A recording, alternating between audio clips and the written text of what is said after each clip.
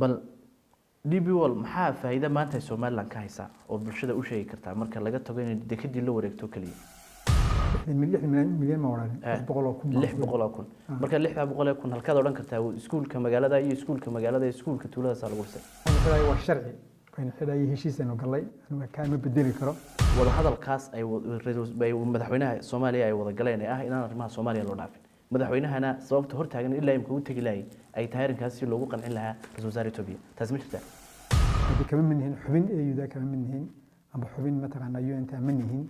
oo kursiga aan xaq u lahayn fadhida ma nihin kaas way kan raadinayaan wali maradka waxaan ka sugaynaa in baasaboorkeena ay aqoonsadaan wali DB World waxaan ka sugaynaa dekadiina dhisto wali waxaan ka sugaynaa mashaariicda lagu heshiiyay inay maqshaan wali wax fulay oo la oran karo waxa saafulay wasiir loo umadu way isweydiinaysaa waxaan waxa saafulay wax la oran karo maxaad maanta xusi kartaa wakan magacaawni ergeyga gaarka ah ee AU-da iyo IGAD Abdullahi Maxamed Ducaale waxaan magacaawni ergeyga gaarka ah ee aadan musu jibril halka hor uga tagay ya aadan musu jibril baa AU-da ana aad magacaabay dalilahaasi uu soo jeediyay oo ay kamid ahayd inaanu wasaaradda joogin aqoon-yahano u diyaarsan inay xiriir la sameeyaan caalamka shaqaalaha wasaaradda nus ba ugu yaraan sita maxaa lahada shahaadad horeysta in badan ma shahaadada labaad bay sitaa marka waan tayay waxa wasiirka arrimaha dibadda Soomaaliland waxa uu nowd soo qaatay iyadoo hab heer sare lagu qaabilay ay nowdkiisa soo qaatay isagoo qoranayay isla markaasina shandadiisii uu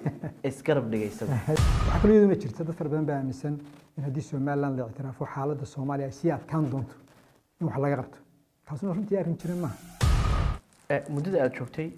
waxa la wasiirka arrimaha dibadda waxa hoos u dhacday siyaasadda arrimaha dibadda معارضك هو إذا شعب هذا الحياة بل ما أنت ظهر فردا واحد حصتا صدق جولود